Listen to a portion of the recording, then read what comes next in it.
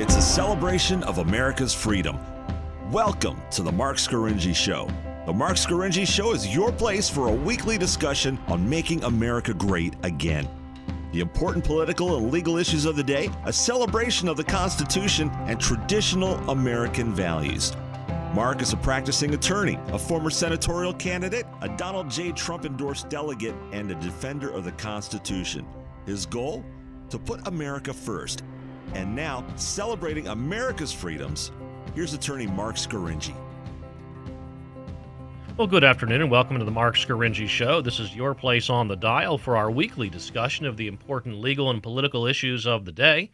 You're welcome to call in at 717-540-0580. That's 717-540-0580. Or you can send me a tweet at Marc Scaringi, and I'll read your tweet on the air if it says something nice about me or my special guest, who you'll meet in a minute. For all my columns, prior podcasts of the show, and a look at some great merchandise we have, you can check out the MarcScaringiShow.com website. And today we're broadcasting on Harrisburg 100 Facebook Live again. So if you're a friend or a follower of Harrisburg 100, you can join us live on Facebook. You can comment live, and we'll read your comments live if they say something nice, again, about me or my special guest. If not, maybe we won't read those live. Today we're joined by State Senator John DiSanto.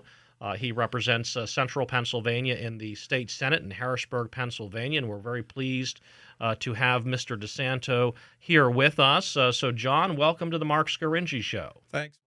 Pleasure to be here. All right. Well, we'll talk about some of the big issues stemming from the elections on Tuesday. Democrats took control of the House of Representatives. For months, as you know, the media had been telling us that the Republicans will get washed away in a big blue wave. The wave caused many Democrats, a wave caused by Democrats who were upset with President Trump and his leadership of the country and the agenda that he was promulgating for the people of America. However, most of the results are now in. Democrats did pick up about 31 seats in the House, and that is below the historical average, in which the political party opposite to the president's party picks up on average about 33 House seats in the first midterm election. And Democrats also lost seats in the United States Senate. They lost seats in North Dakota, Indiana, and Missouri. Republicans may have a fourth new Senate seat in Florida, where incumbent Republican Governor Rick Scott has led the race against United States Senator Bill Nelson, the incumbent Democrat U.S. Senator. That election's in court right now, probably headed for a recount. So it looks like the big blue wave turned into a little blue puddle, in my estimation. The nation, of course, is focused on those big U.S. Senate races, still undecided in Arizona and Florida, and also the Florida governor's race. But what about Pennsylvania? Incumbent Democratic Governor Tom Wolf won big over Republican candidate Scott Wagner of York County, and Democratic U.S. Senator Bob Casey defeated Republican Lou Barletta easily. In the governor's race, Wolf beat Wagner 57% to 40%. That's a big 17% spread. In 2014, Wolf had become governor by beating then-incumbent Governor Tom Corbett 55 to 45, a 10-point spread there. So although Tom Wolf won fewer counties in 2014 than he did this time, he increased his winning spread from 10% to 17% between those two elections. So what happened in Pennsylvania? State Senator John DiSanto is here to talk with us. John, why did Tom Wolf beat Scott Wagner so handily? Well, I think it was a challenging political environment at the national level that, translated into the Pennsylvania environment. I think it's important to notice also that we had nearly 5 million voters out in Pennsylvania as compared to the Wolf-Corbett election was only 3.5. So there was a huge turnout, increase in turnout there. And I think Governor Wolf also had huge additional resources. He outgunned Senator Wagner, primarily with the union donations that enabled him to be up on TV for a longer and larger amount of time, which I think was really critical. But I think that, the governor positioned himself in a way that he took credit for a lot of things that the Republican legislature did in terms of no new taxes, pension reform, liquor reform. We did have some rollbacks and some regulations and some tax advantages that we were able to create to incentivize business and eliminating the capital stock tax. And the governor took credit for all of those things, none of which he championed or led. That's right. Pension reform and liquor control reform, not issues that then citizen Tom Wolf was running on for governor. Absolutely.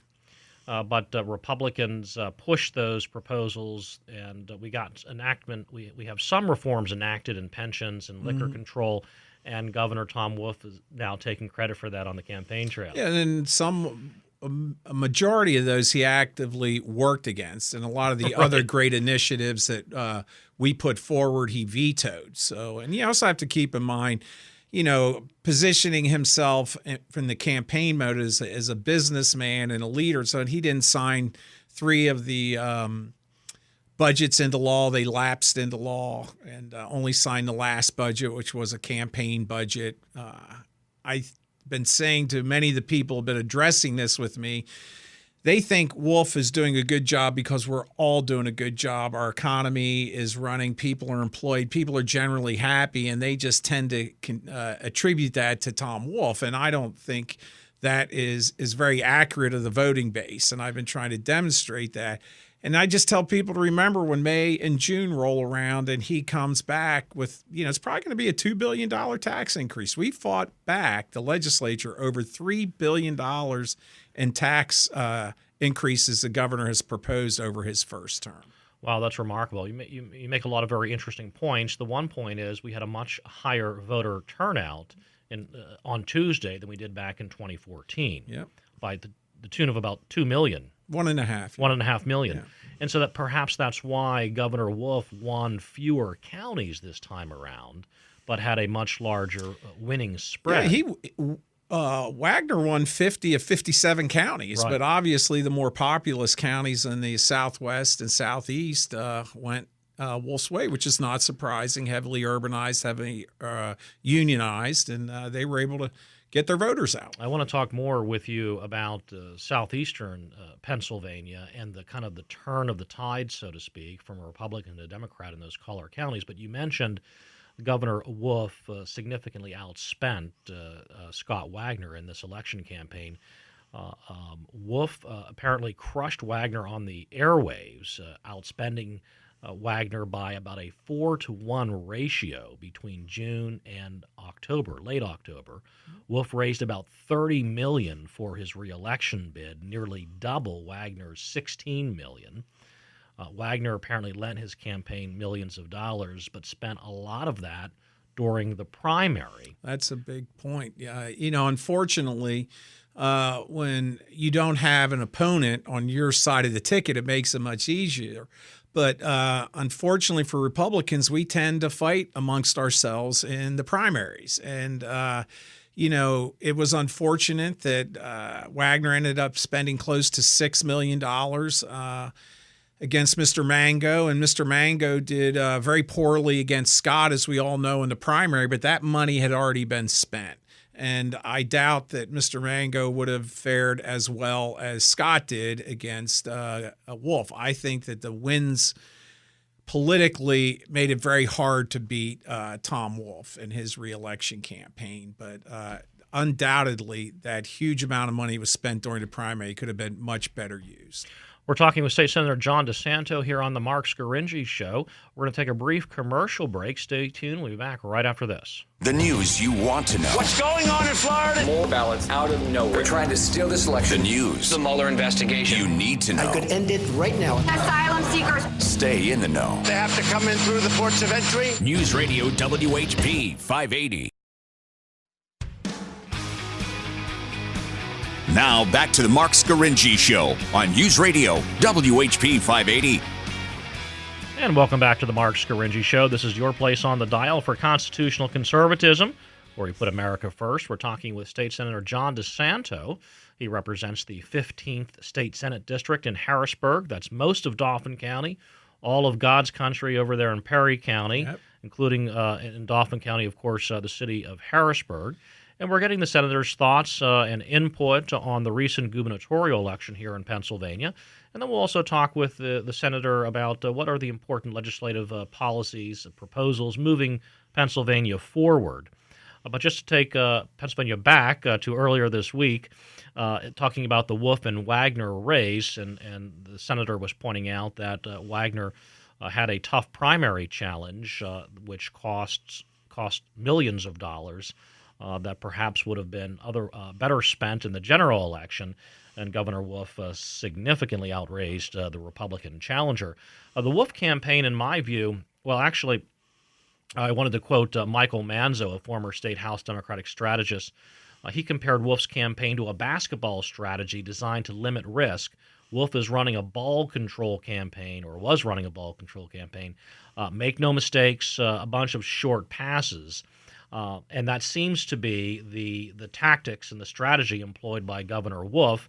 He stuck to several consistent themes. He accused Scott Wagner of helping to block passage of a politically popular, apparently, a severance tax on the Marcellus shale natural gas industry.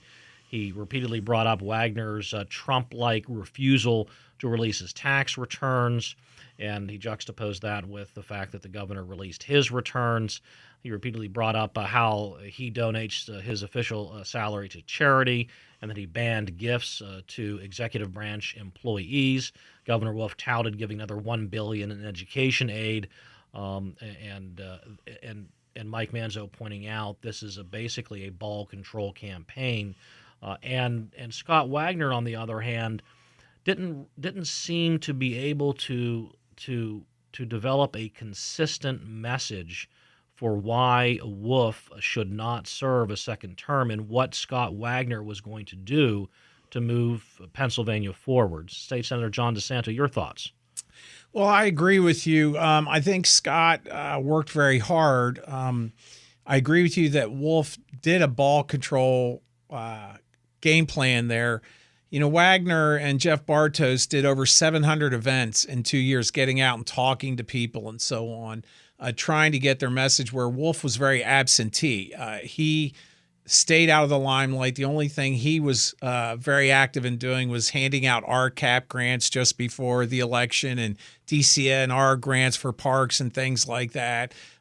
Did those type of things, and it's very hard to overcome that when you have a good economy. Beyond that, I think Senator Wagner, made a few mistakes that came back to haunt him, on how he conducted his campaign, and said a few things that embarrassed him and the party, I think, to an extent. But he really was not able to coalesce his message about how we needed to work on paycheck protection. We need to get to zero-based budgeting. Those are things that are hard and unpopular for the voters to really grasp. They're very technical.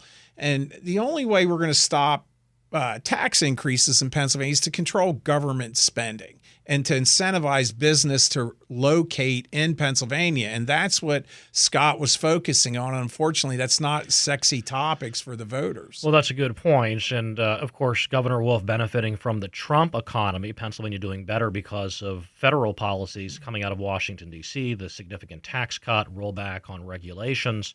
And I thought that Scott Wagner, when he started the campaign, was right on target, talking about cutting taxes in Pennsylvania on businesses and individuals, deregulating here in Pennsylvania. But it seems like he got away from that message. He ended up the campaign, his final campaign commercials were about the migrant caravan, which, of course, has really nothing to do with Pennsylvania state politics. Right. I think that it was clear that the national strategy by the Democrats was to focus on the issues that they were promoting, open borders and health care for everybody. And Scott was forced to respond to that. And your point is right. I don't think the voters' major concern was authorizing Pennsylvania National Guard to go down to the border. I would focus on the purely economic issues. When you look at paycheck protection, and the money that the unions control within Pennsylvania, you never see any big businesses moving to Pennsylvania, as into right-to-work states.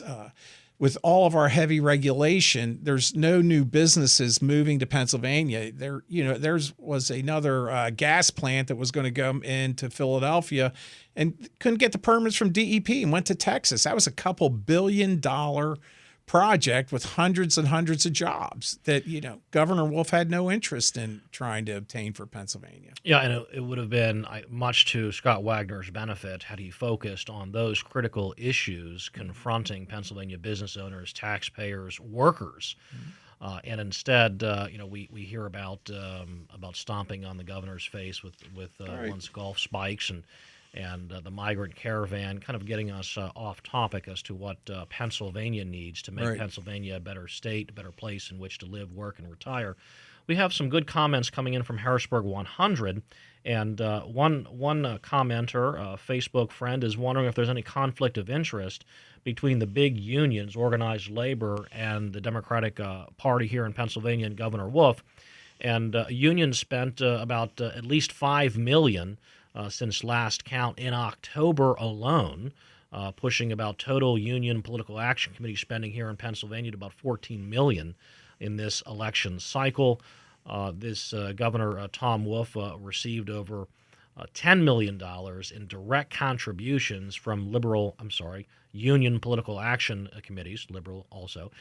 Do you think our Harrisburg 100 friend is asking, is there any conflict of interest perhaps with a Governor Wolf receiving so much money from unions in Pennsylvania? I think there's an absolute conflict of interest. The Democratic Party has an uninterrupted flow of money collected by the government from workers through unions that just come from the workers' paycheck, taken by the government, given to the unions. The unions then take and distribute that money to political candidates that are all Democratic. And I think it's unconscionable. Me as a senator, if I pick up the phone and ask somebody for $100 in my office when I'm on my office phone, I'm committing a crime. And I constantly am asked about, do we have conflict of interest sitting legislators as having outside income? And I absolutely think we should have outside income. I don't think legislators should be paid at all. I think we all ought to come here, do our job, and go back to where we came from. Kind of a return to the idea that our founding fathers had, where our legislators are citizen legislators. Absolutely. But my point that I'm trying to demonstrate, there's two standards here. And I think that when you look with the success that Governor Walker had in Wisconsin with how he became a right-to-work state, and it forced the unions to become more competitive, because it's interesting, even in Wisconsin, union membership of government unions up 1%. So unions can compete in an environment where they have to compete, but when they have unchecked authority to take money and use it how they want to promote their agenda, which may not be in line with the conservative values, I think that's fundamentally wrong in a conflict of interest. And we're here talking with State Senator John DiSanto of the 15th State Senate District, representing Dauphin County and Perry County here in central Pennsylvania.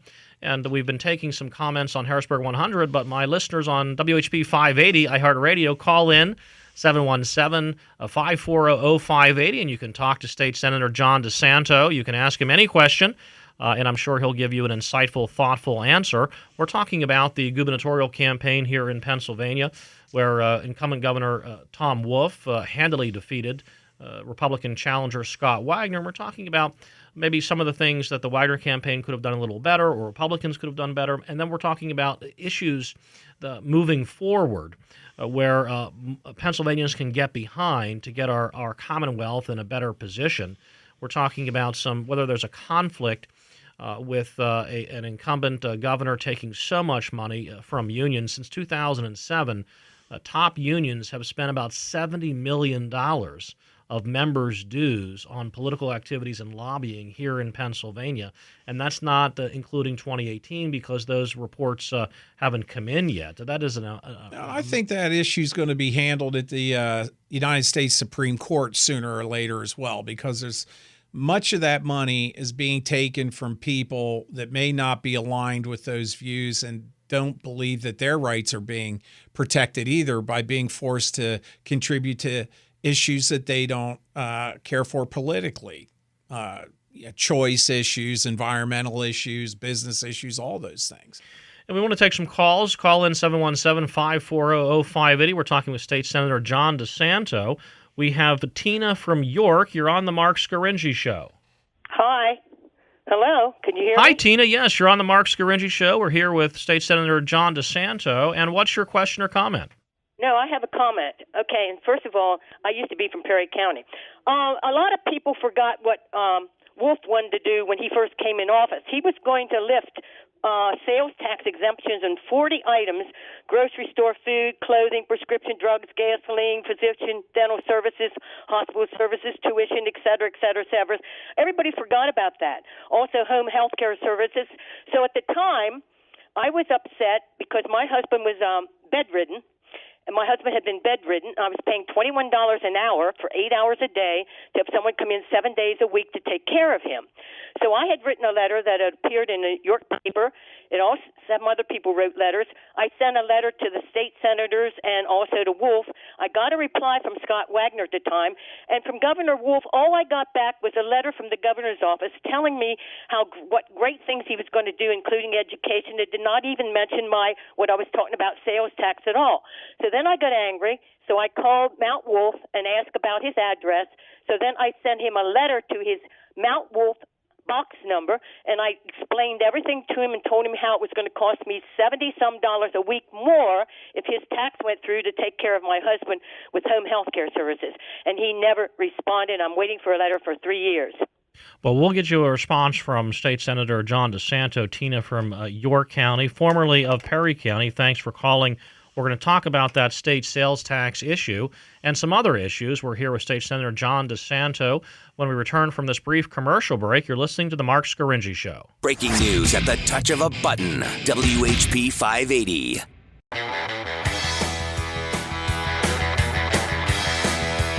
Now more of Marc Scaringi on News Radio WHP 580.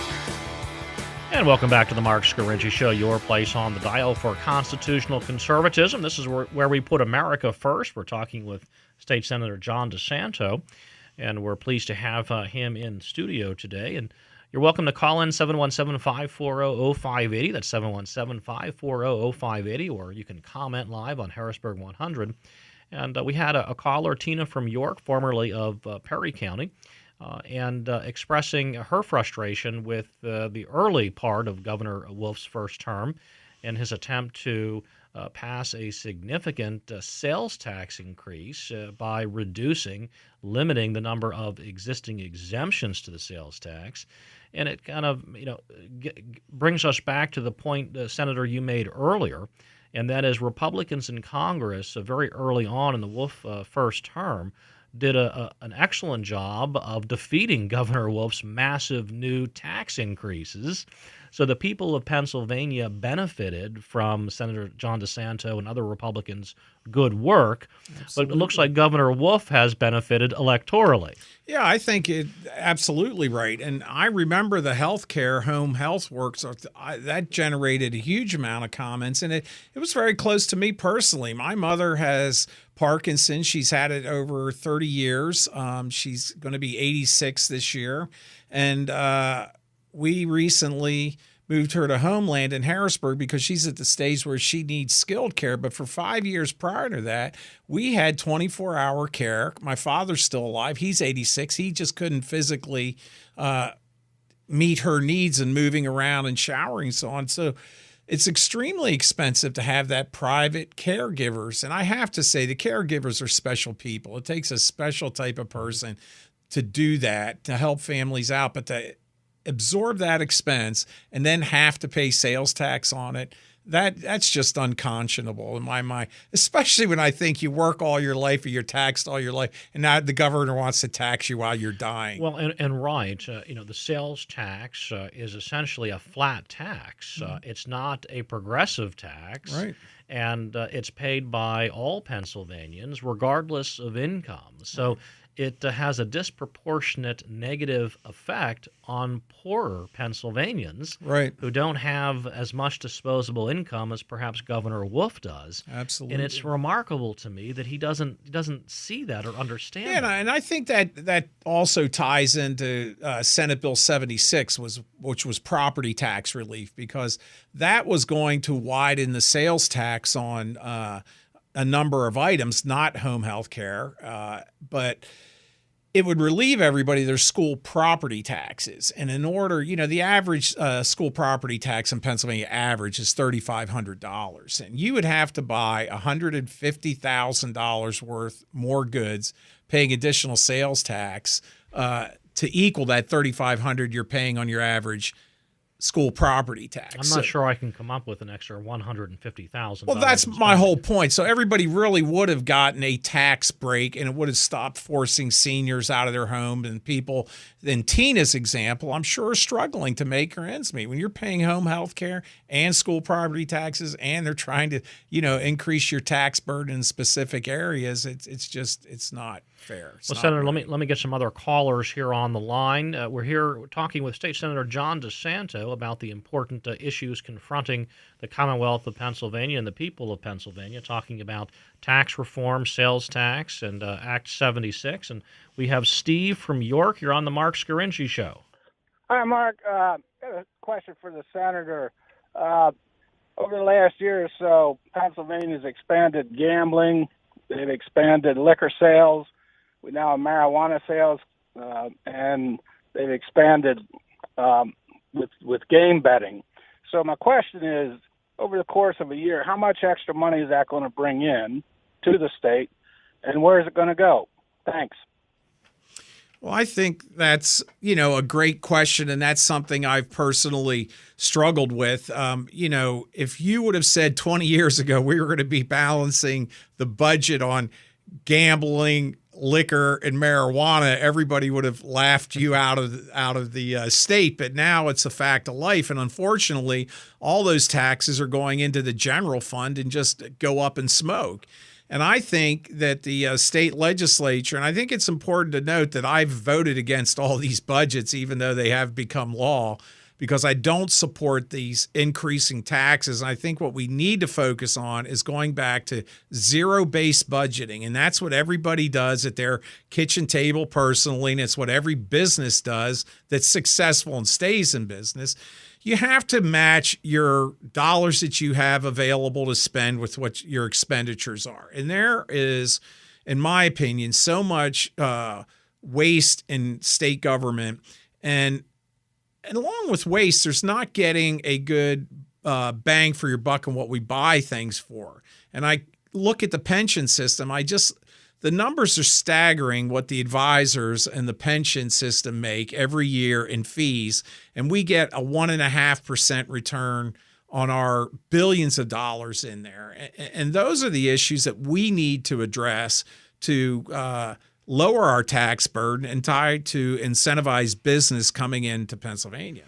Well, I want to talk a little bit more about pensions and pension reforms, but Steve from York, the caller, raises the question about, are we going to be funding government on liquor, gaming, and other sin taxes, so to speak? And I think we've sort of reached saturation on that already. The projections of gambling revenues have not been met in terms of how much money it was going to bring in with the budget.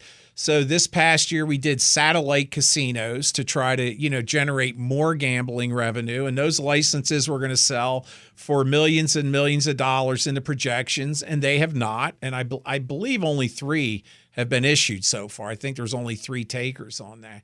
And I think, as I said, we're reaching saturation. At some point, we have to deal with the underlying issue. That's what I come back to. What are we spending our money on? How can we manage it better? Even with Governor Wolf saying he's got $1 billion more for education, that's true, but that's through the efforts of the legislature. And the problem with that is when the governor sent that money out in the general fund, $750 million of that went to pensions, and the other $250 million went to salary increases for teachers. None of it went to education. None of the children benefited from that. But he goes, I got $1 billion more for education. But that didn't educate kids. Right.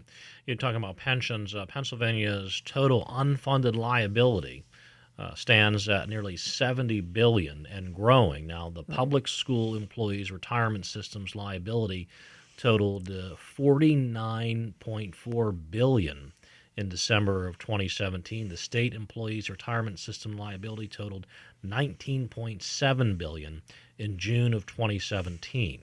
So you're talking about the fact that such a significant part of the cost driver of education expenditures is through the pension system.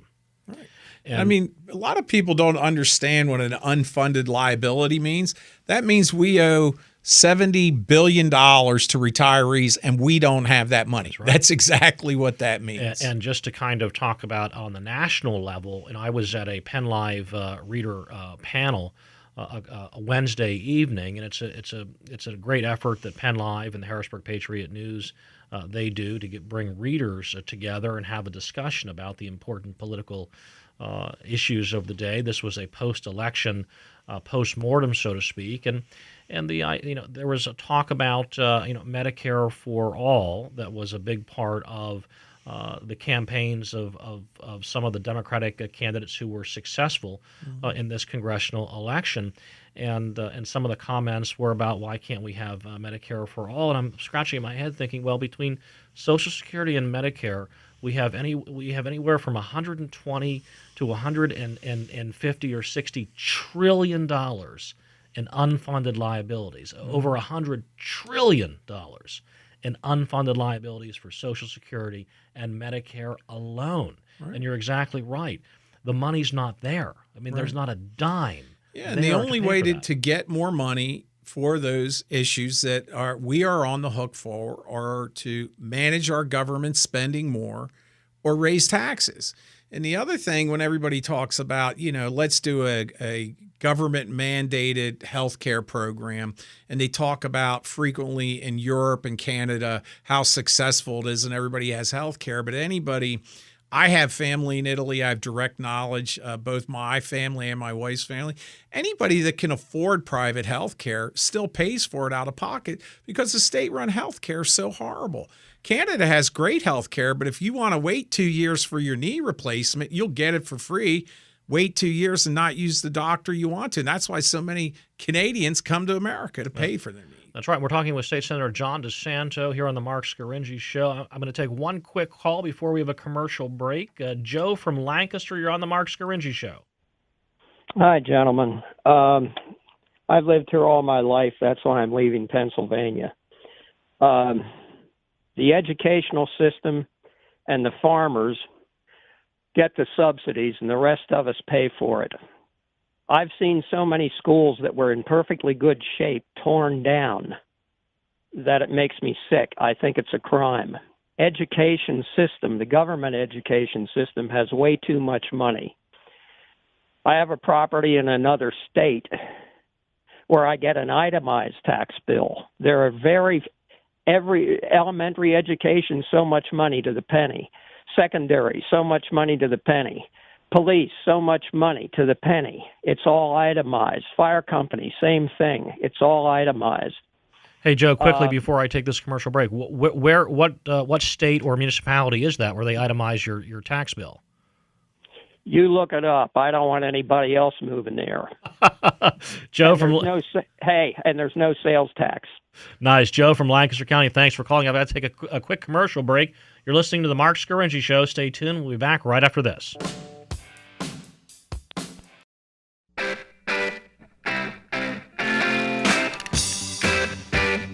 Let's get back to the Marc Scaringi Show on News Radio WHP 580. And welcome back to the Marc Scaringi Show. This is your place on the dial for constitutional conservatism. This is where we put America first and Pennsylvania first and central Pennsylvania first. We have State Senator John DiSanto, who represents Dauphin County, most of Dauphin County, including the city of Harrisburg and all of God's country in Perry County. And we're pleased to have him here. And we're talking about the important political and policy issues confronting the Commonwealth of Pennsylvania. We've talked a little bit about education funding. about pensions and pension. Let's talk about pension reform, Senator DiSanto. Where do you think the Commonwealth should move with regard to its public pensions and the manner in which they are funded? Well, I think, we did some limited reform, and it's been, represented as groundbreaking and a way to do it and so on. And I don't think we went far enough in that. And currently now our answer to pension reform was we created a third pension system that state employees can participate in, which is a blended system between managing your own money and using some of the market forces that are out there that are available. But I think that historically, public servants did not receive private industry level wages, and in return for that, they had good benefits. But now, many times, public service employees' wages are higher than private industry, and they have the extremely rich benefits. And I think that we need to address that issue and bring it more in line with the other 90% of the Pennsylvanians that are not public employees. There are reports out there that take a look at the average pay and benefits of a federal employee and compare those to the average pay and benefits of a private sector employee, and it's about triple. Absolutely.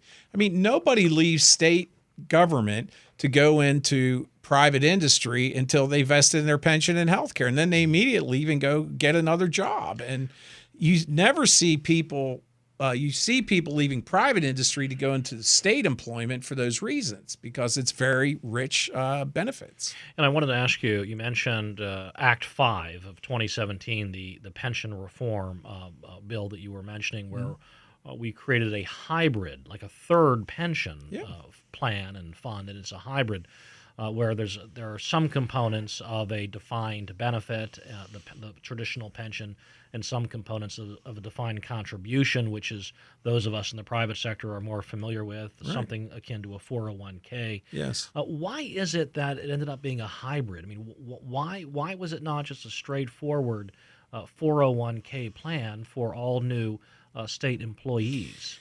Well, in the short time that I've been a senator, 2 years, learning how government works, I've learned this from being a private industry business owner that built a business over 35 years.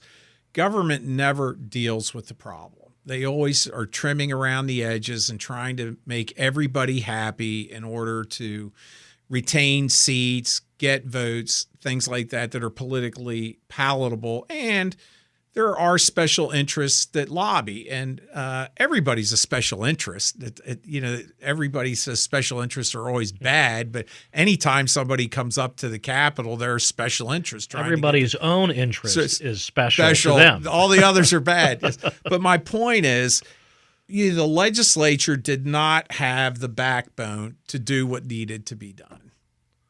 Our public pensions at the federal level, at the state level, and the municipal level are all bankrupt. I mean, fundamentally bankrupt and insolvent. Pennsylvania municipalities' unfunded liabilities surged from $1 billion in 2013 to nearly $8 billion in 2015. So from every level, federal, state, local, municipal, public pensions unfunded, it just doesn't work. No, but I think it's important to note that there are a number of municipalities in Pennsylvania that have their pension systems are in good shape. I mean, you look at Dauphin County, their pension system is in pretty good shape right now because they've managed it properly. So it's about management. That's an important component. That's my point. Yeah, management and, providing the benefits that are needed to retain good employees and matching those two opposing forces sometimes. But not all pensions in this state are in bad shape. There's a number of municipal pensions, county and local.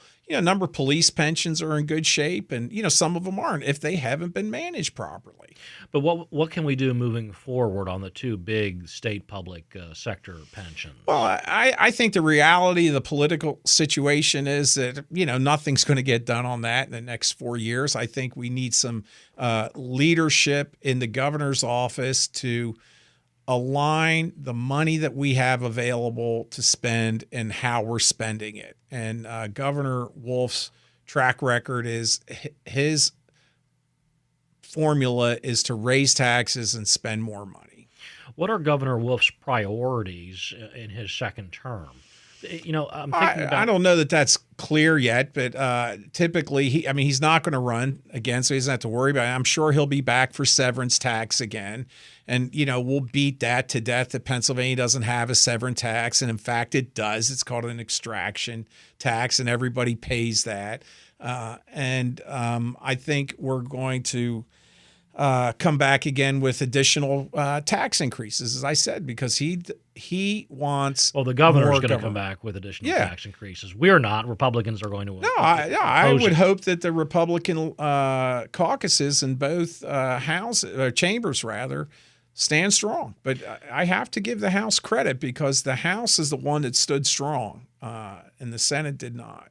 Well, what can we expect coming out of our Republican-controlled state Senate? Does the leadership have a couple of major reforms or proposals that they want to see enacted into law? We're in caucus. We're in session next week, and we'll do leadership elections and develop our strategy. And we're starting to have meetings next week because you really don't know what your landscape's going to be until after the election. The election's over, so next week we're going to start working on that. But I think our legislative leadership in the Senate, I could speak to that, specifically with Senator Scarnati and Corman.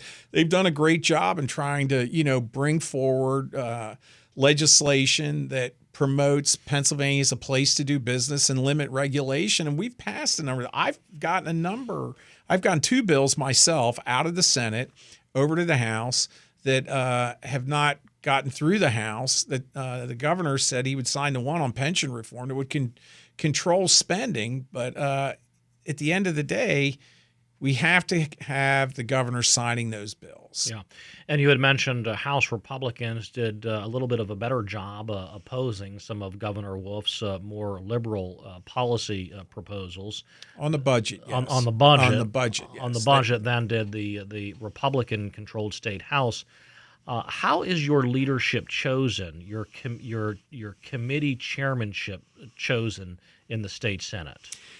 Well, the Senate Pro Tem appoints those. We do not elect them in Pennsylvania. Okay. So they are appointed by Senator Scarnati, and I'm sure with input from Jay Corman, who's the majority leader, and Jay Costa, who's the minority leader. And it's based on seniority, the larger. I wonder, has anybody ever talked about maybe moving to an election process where the members of the state Senate would vote on who their committee chairman would be, the way it's done in the 2 years I've been there, that was never a discussion. Yeah. So. Little populist reform. We were talking at this Penn Live Reader panel forum on Wednesday night about term limits. And it seems like whenever you get into a political discussion with friends, maybe of different political persuasions, and you reach that point where everyone acknowledges how frustrating it is, and it doesn't seem like anything's going to get done. You reach that point in your discussion with your friends, and then to kind of figure out how we're going to resolve things, we talk about term limits. Yeah, I don't support term limits. I think we have a term limit. It's a vote. I think, citizens should be engaged, and I think that should be a primary point in our education. I've term limited myself to 2 terms. I said I'll serve for 8 years. I think that's enough. I think you should leave after a certain amount of time. The House is tough. It's 2 years. You're always running for election there. And I could see, saying, hey, move House terms to 4 years, Senate to 6, and then maybe do 2 terms. That would be 8 and 12 years for each respectively. But I think that I do have respect for anybody that enters the ring and is willing to run. Well, let me say this, and we only have about 2 minutes left. John, you pretty much are a self-made, independent man. Mm-hmm. You're not going to spend a good chunk of your life working in the state Senate. You have other things you want to do. You're going to contribute for a while, go back into your private life in the private sector, and you have perhaps the means to do that. Mm-hmm. A lot of elected officials in Harrisburg, once they get that job as a state House member or a state senator, in many cases, that's a very large salary. Those are very rich benefits, and there is a strong financial incentive for them to stay in those positions as long as they can. No, I agree with that. And I think that, that's why we need to elect candidates that are there for the right reason and want to serve. I'm about moving the ball down the court. And even in my personal business life, I never stay on any boards that I'm elected to or asked to serve on longer than 5 years, because I think things change, your perspective changes. It's always good to have, new blood, new ideas, new answers to problems, because the world's always evolving. You're right, and you remind me a little bit of Scott Wagner and a little bit of Donald Trump when you talk that way. And that these are people who get involved in politics because they see significant problems. They believe they have the answers to those problems, and they want the problems to be solved. Right. And President Trump takes a little criticism, whenever. Well, we're running out of time. I was just getting on what I think is an interesting point. Who knows what the listeners would think. But I want to thank State Senator John DiSanto of the 15th State Senate District here in Dauphin County and Perry County for joining me today. I think we had a very interesting discussion talking about the important political and policy issues confronting the people of Pennsylvania. And I want to thank you all for listening to the Marc Scaringi Show. Tune in same time, Saturdays at 1 o'clock. Thanks for listening.